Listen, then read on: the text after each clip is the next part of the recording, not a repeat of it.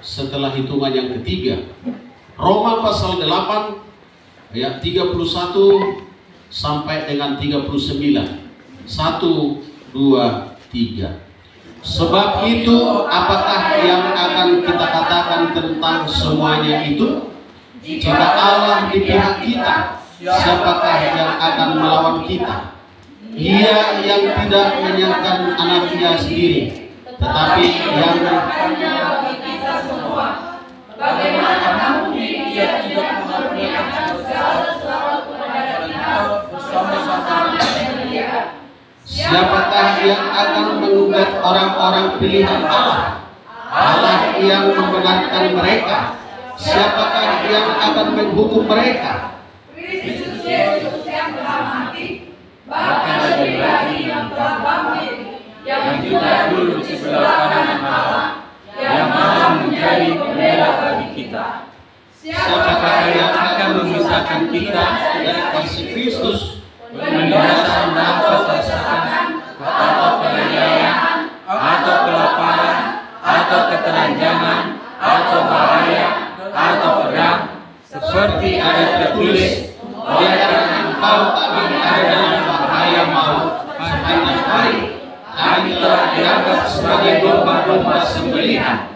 Tetapi dalam semuanya itu, kita terdiri pada orang-orang yang menang oleh Dia yang telah mengasihi kita. Sebab aku yakin bahwa baik maut maupun hidup, baik malaikat-malaikat maupun pemerintah-pemerintah, baik yang ada sekarang maupun yang akan datang, atau kuasa-kuasa, baik yang di atas maupun yang di bawah, atau sesuatu makhluk lain, tidak akan dapat memisahkan kita dari kasih Allah yang ada dalam Kristus Yesus Tuhan kita. Puji Tuhan. Haleluya. Bapak Ibu Saudara yang dikasihi oleh Tuhan, dalam situasi yang sulit banyak orang gelisah, banyak orang mengeluh. Tetapi sesungguhnya ini adalah bagian daripada sesuatu yang harus dimenangkan oleh setiap orang percaya. Sehingga apapun tantangan hidup itu, ketika kita dekat dengan Tuhan, ketika kita punya relasi yang baik dengan Tuhan, segalanya akan terselesaikan dengan baik. Nah, Bapak Ibu Saudara yang dikasihi Tuhan, bagi orang yang percaya, ada ribuan janji Allah di dalam Alkitab tentang menghadapi badai, menghadapi kesulitan, menghadapi persoalan, menghadapi sesuatu yang tidak bisa terprediksi. Ada satu hal yang bisa kita simak dari seorang anak kecil yang bermain kelereng. Ketika dia dengan senang-senangnya bersama dengan teman-temannya main kelereng, dengan sukacitanya, ada seorang yang berbadan besar akan mengganggu mereka dan mengambil kelerengnya. Mereka sangat ketakutan. Mereka menganggap dalam keadaan bahaya. Mereka menganggap dalam situasi yang tidak menyenangkan. Tapi dalam waktu yang tidak lama, ada orang tua, ada bapak daripada anak-anak ini yang datang segera untuk menghampiri anak-anak ini, karena mereka di bawah pengawasan orang tuanya dalam bermain itu. Walaupun dalam pemikiran anak-anak ini mereka seolah-olah tidak ada yang memperhatikan. Rupanya orang tua yang peduli ini memperhatikan mereka sedang diganggu oleh orang yang tidak dikenal. Lalu mereka menghampiri anak-anak ini. Lalu yang akan mengganggu anak-anak ini segera kabur. Entah siapapun orangnya tidak tahu. Kemudian rasa senangnya anak-anak ini adalah ketika melaksanakan permainan kelerengnya ini. Mereka sangat senang karena ada yang bisa melindungi mereka, karena ada yang bisa memperhatikan mereka, karena ada yang bisa untuk memberikan sesuatu yang terbaik di dalam kesenangan mereka itu. Nah, Bapak Ibu Saudara yang dikasihi oleh Tuhan, seringkali kita merasakan satu kejauhan dari Allah dan seringkali tidak berkomunikasi dengan Allah, sehingga kita akan berpikir dengan pikiran kita sendiri. sehingga kita akan bertindak dengan pemikiran kita sendiri yang terbatas, maka sesuatu kekalutan itu akan bisa terjadi. Tapi firman Tuhan pada hari ini memberikan janji dan harapan yang besar tentang penjagaan Tuhan dan pemeliharaan Tuhan. Ada janji Allah dari firman Tuhan yang boleh kita dengarkan ini, yang boleh kita simak. Yang pertama adalah Allah ada di pihak kita di dalam ayat 31. Saya akan bacakan kembali untuk kita semua di dalam ayat 31. Sebab itu apakah yang akan kukatakan tentang semuanya itu? Jika Allah di pihak kita, siapakah yang akan melawan kita? Kalau sudah Allah di pihak daripada kita, maka semuanya akan terselesaikan dengan baik. Seperti ilustrasi tadi yang sangat sederhana. Orang tua bapaknya mereka ada di sekitar mereka, di pihak mereka, maka segala lawannya akan terciut sendiri, akan lari sendiri, akan kabur sendiri. Maka ketenangan akan ada di pihak anak yang diawasi oleh orang tuanya atau bapaknya itu. Yang menjadi pertanyaan bagi kita, apakah relasi kita dengan Bapa kita di surga selalu dengan relasi yang baik? Selalu dengan hubungan yang baik? Kalau relasi kita yang baik kepada Allah Bapa di surga, maka relasi kita kepada sekitar itu akan pasti yang baik. Karena dia akan memancarkan relasi kebaikan itu kepada sekelilingnya. Karena relasi yang dari surga itu akan bersinar kepada sekelilingnya. Oleh karena itu, kita harus menyadari, kita harus melihat, kita harus memperhatikan bagaimana hubungan baik kita dengan Allah kita, dengan Bapa kita yang sungguh peduli dalam kehidupan kita. Bapak Ibu Saudaraku yang kekasih dalam nama Tuhan, dalam satu kehidupan kita ini ada banyak hal yang harus kita perhatikan tentang hubungan dengan Tuhan, tentang relasi kita dengan Tuhan. Sebab apa? Tanpa relasi baik kita dengan Tuhan, maka sia-sia perjalanan kehidupan kita di sepanjang perjalanan ini. Akan terombang-ambing, akan gusar, akan gelisah, akan tidak tenang. Makanya orang yang tenang itu adalah orang yang ada senantiasa bersama dengan pelindungnya. Dalam situasi yang panas sekalipun dia merasa teduh. Dalam badai yang menggoncangkan sekalipun dia merasa tenang. Karena ada pelindungnya yang melindungi dia. Maka kita harus berlari kepada pelindung itu.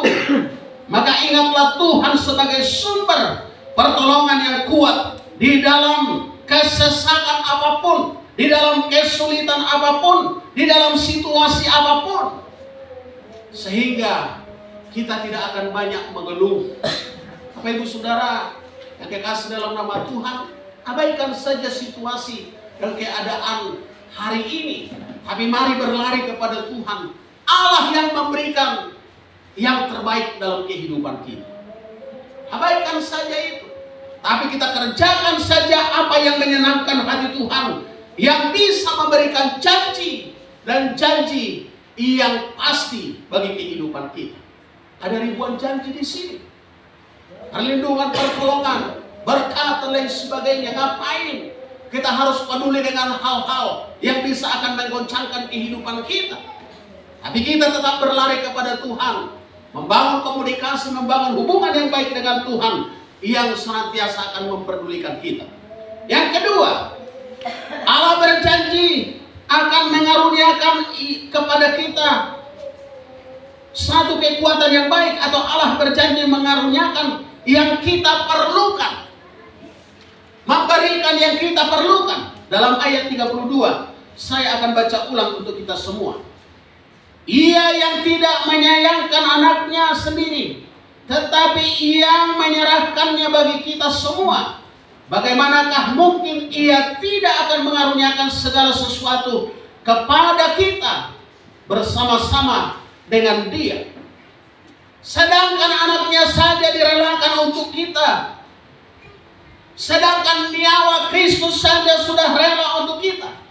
Bagaimana mungkin sesuatu yang kebutuhan kita tidak akan dicukupkan oleh Tuhan?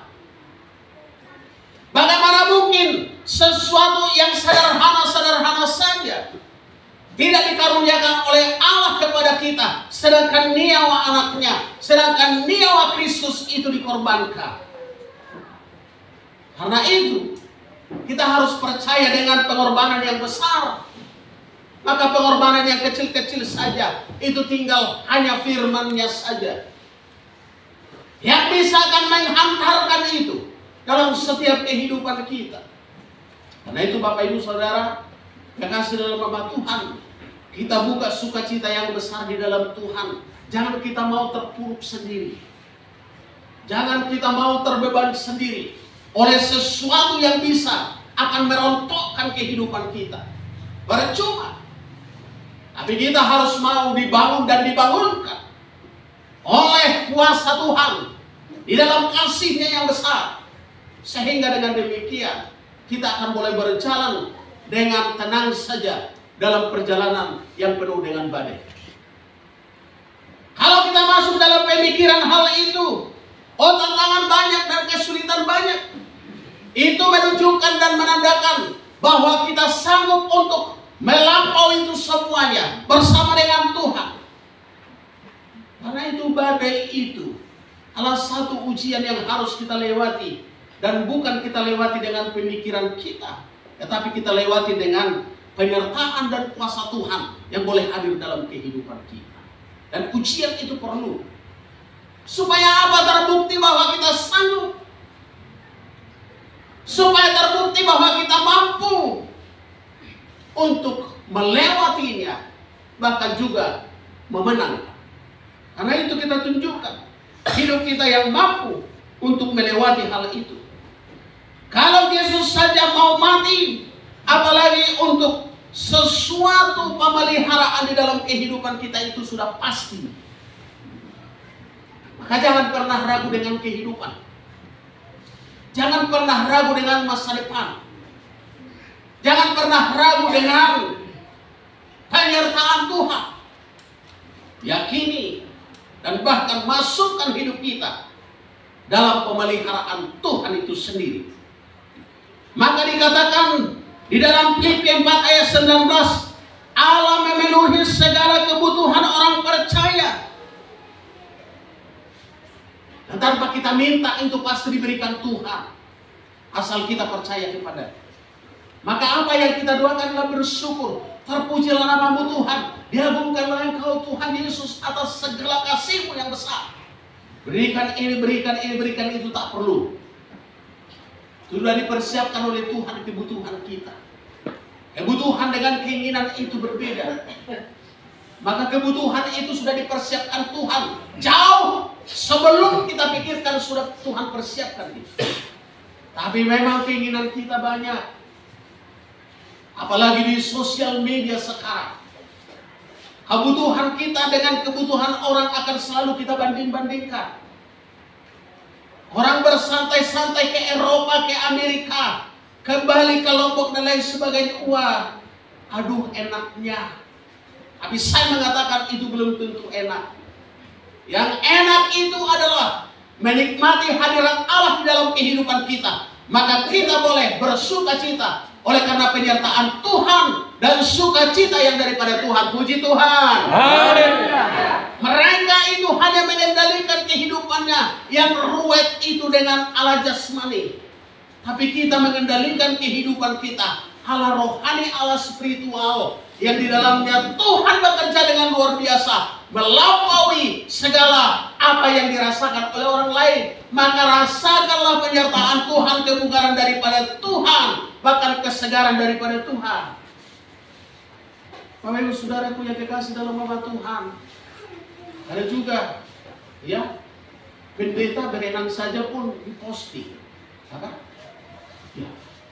Ini saya mengambil satu kesimpulan. Emangnya tidak bahagia ini waktu kecil sang pendeta ini sehingga main-main di sungai pun harus diposting. Saya sampai sakit perut, masuk air, masuk ke mata, di kolam, di sungai, di danau. Saking puasnya mandi. Dan itu sangat menyenangkan. Jadi kalau dicari bukan dicari di mana-mana. Yang dicari adalah di sungai. Yang dicari adalah di kolam atau di danau. Jangan-jangan tenggelam. Jangan-jangan terbawa arus sungai.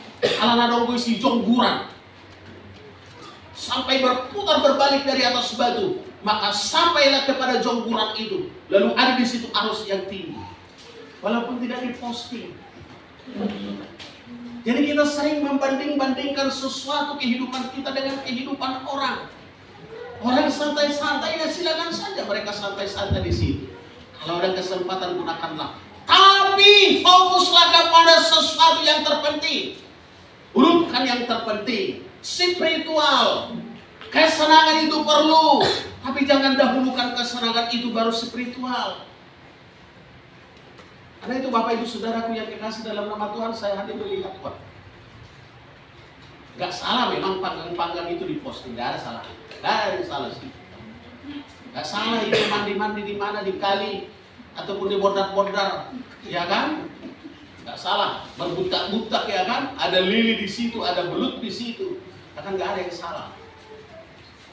Tapi apakah itu yang lebih menyenangkan? Tapi saya pilih yang lebih menyenangkan itu adalah bersama dengan Tuhan.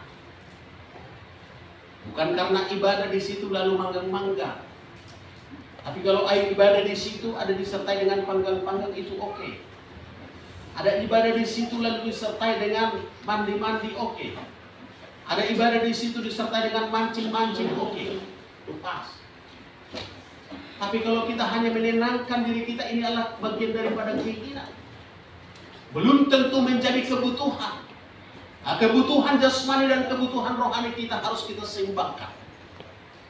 Karena itu Bapak Ibu Saudaraku yang dikasih dalam nama Tuhan, maka dikatakan jagalah hatimu. Dengan mata yang melihat, dengan telinga yang mendengar. Segala sesuatu yang memungkinkan akan mempengaruhi kehidupan kita. Karena itu di akhir-akhir ini kita harus jaga semuanya. Bapak Ibu Saudaraku yang dikasih dalam nama Tuhan, ada yang prioritas. Prioritas kita sekarang adalah membangun kerohanian dengan baik. Jadi di dalam dulu kita bangun di dalam gereja kita kerohanian yang baik. Kemudian konektivitas satu dengan yang lain dengan baik. Hubungan yang satu dengan yang lain dengan baik. Komunikasi yang satu dengan yang lain dengan baik. Kemudian baru masuk kita kepada skala yang berikutnya adalah perlukah refreshing spiritual? Perlukah refreshing rohani? Perlu. Tapi jangan ala refreshing jasmani saja. Karena itu Bapak Ibu Saudaraku yang dikasih dalam nama Tuhan, hati-hati untuk melihat mana yang bisa menyenangkan orang. Gak usah ditiru-tiru dengan menyenangkan orang. Yang bisa menyenangkan Tuhan dan bisa menyenangkan kita sekaligus, itu pilihan yang utama. Dalam pilihan kita itu, walaupun itu bagian daripada keinginan, tapi diusahakan Allah merupakan kebutuhan. Karena itu Bapak Ibu Saudaraku, kita harus menjadi Kristen yang dewasa, Kristen yang maju, Kristen yang membangun, dan Kristen yang baik. Jadi bedakan itu kebutuhan dan keinginan dalam perjalanan kita. Saya kadang-kadang melihat perkembangan akan mengarah kepada yang disebut dengan keinginan dan keinginan. Tapi lihat kebutuhan dan kemampuan. Seimbangkan kemampuan kita dengan kebutuhan kita. Karena kita saja di dalam membangun kerohanian kita adalah sedang dipala-palai. Artinya kita melangkah dengan perjuangan yang berat. Tapi itu pun harus ada sukacita yang membarengi kita. Karena itu pun kemuliaan bagi nama Tuhan. Jadi oleh karena itu kita harus perhatikan itu. Yang ketiga adalah Tuhan berjanji selalu mengasihi kita dalam ayat 35. Saya akan bacakan untuk kita semua. Siapakah yang akan memisahkan kita dari kasih Kristus? Penindasan atau kesesakan, atau penganiayaan, atau kelaparan, atau ketelanjangan, atau bahaya, atau pedang. Bapak Ibu Saudaraku yang dikasih dalam nama Tuhan, Tuhan berjanji untuk mengasihi kita. Ada ungkapan yang mengatakan bahwasanya kasih Bapa sepanjang jalan. Saya berpikir sepanjang jalan ini kan pendek. Kalau di sawit indah, untuk mengegrek itu sudah 3 kali sambung. Berarti 3 kali sepanjang galah. Galah itu sepanjang 1 batang egrek panjangnya. Saya bertanya dalam hati saya, apakah memang kasih Bapa itu hanya sepanjang itu? Tapi kaum Bapa juga harus menyadari bahwasanya kita ini, kasih kita hanya sepanjang galah. Karena ketika kita duduk di luar, kita tidak ingat anak-anak dan istri di rumah. Cukup kita ingat apa yang di sekitar kita. Minumankah di hadapan kita, dagingkah di hadapan kita, atau kuekah di hadapan, itu yang teringat dengan kita. Maka kasih kita hanya sepanjang galah. Maka hati-hati kita. Om Bapak ini kalau pejabat, barangkali ketika mereka akan studi banding dari sini ke, katakanlah ke Surabaya, dia tidak teringat lagi apa yang dibutuhkan di dalam keluarganya. Yang diingat di sana adalah sepanjang sekelilingnya, sebab yang diingat itu sepanjang galah. Makanya ibu-ibu kami, jangan lama-lama bapak-bapak itu di warung. Anggil, karena sekarang sudah habis. Panggillah, ini sudah malam, dan seterusnya. Besok bekerja. Karena apa? Yang diingatnya hanya sepanjang galah yang di sekitarnya itu saja. Dan ini harus disadari oleh kaum Bapa. Kasih ibu sepanjang jalan. Ini ibu ini lebih panjang lagi, bukan sepanjang galah, tapi tidak terukur kasihnya. Karena apa? Dia kalau ke pesta pun diingat suaminya ada di rumah, dibelikan ketawa atau lape. Ya kan? Untuk bapakku yang di rumah, padahal bapaknya ini sudah minum-minum tadi bilang, masih diingat. Diingat lagi anak-anaknya, padahal anak-anaknya sudah main-main, tidak diberesi di rumah. Untuk anakku dibelikan kacang, supaya agak lama habisnya kacang ini. Bubutnya kan begitu ya kan? Diingat. Kalau ada uangnya diingat lagi yang di rumah, garam perlu rupanya di rumah. Jadi ibu-ibu, kalau sempat garam di rumahnya pun sudah tidak ada, ya nggak sepanjang jalan dia, nggak diingat apa yang di rumahnya. Jadi kalau ibu-ibu dari pesta diingat yang di rumahnya, diingat yang di pekerjaannya, dan lain sebagainya. Kalau dia pergi jauh pun diingat, pulanglah. Sebab apa? Banyak yang dikerjakan di rumah dan lain sebagainya. Sepanjang jalan. Makanya kadang-kadang ibu-ibu mau kayak ngantuk di jalan dibonceng naik sepeda motor. Makanya hati-hati. Ada ibu-ibu yang jatuh di tengah jalan gak tahu hatta itu. Karena dia sepanjang pemikirannya, ibu-ibu ini memikirkan, aduh, cukupkan nanti ini pesta, besok lagi untuk jajan ke sekolah. Jadi gara-gara dia memikirkan ini, lupa megang anak itu, ya kan? Jatuhlah dia. Jadi amat ini pun lurus-lurus saja, pikiran udah sampai di pesta tuh. Ditengok ke belakang tak ada. Akhirnya kembali ke belakang. Hati-hati. Jadi oleh karena itu Bapak Ibu Saudara yang dikasih oleh Tuhan, kita ingat ini, bahwasanya kasih itu sangat perlu.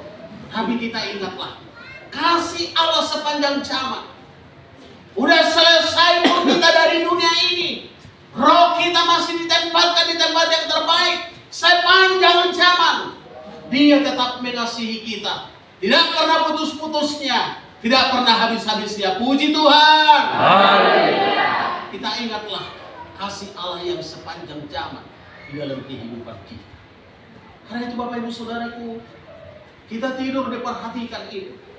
Kadang-kadang kita tidak tahu bahwa Tuhan sedang dekat dengan kita, didengarkan kita, diperhatikan kita.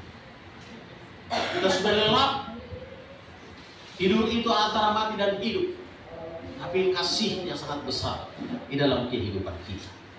Yang berikutnya adalah Allah berjanji menjadikan kita lebih daripada pemenang.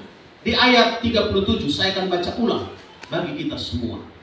Tetapi dalam semuanya itu Kita lebih daripada orang-orang yang menang oleh Dia yang telah mengasihi kita. Daripada itu Bapak Ibu Saudaraku yang dikasih dalam nama Tuhan, bahwa kita lebih daripada pemenang. Karena apa? Dia sudah melakukan perjuangan untuk memenangkan kita. Dia sudah berkorban untuk yang seharusnya kita akan menjalani perjuangan itu.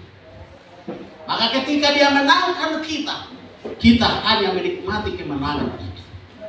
Maka lebih daripada pemenang kita, karena Tuhan yang berjuang, kita yang menikmati. Karena itu Bapak Ibu Saudaraku yang dikasih dalam nama Tuhan, sungguh berbahagia kita di dalam Tuhan. Karena Tuhan memenangkan kita, karena Tuhan menyelamatkan kita, Tuhan memberkati kita, Tuhan menjaga kita, Tuhan menolong kita. Betapa senangnya hidup dan kehidupan daripada orang-orang percaya itu. Kita ingatlah janji Tuhan ini dalam kehidupan kita, sehingga kita tidak pernah akan ragu, sehingga kita tidak akan pernah lemah memikirkan sesuatu yang terjadi di dalam waktu-waktu akhir zaman. Karena Tuhan ada melindungi kita, Tuhan ada memberkati kita. Puji Tuhan. Demikian firman Tuhan hari ini.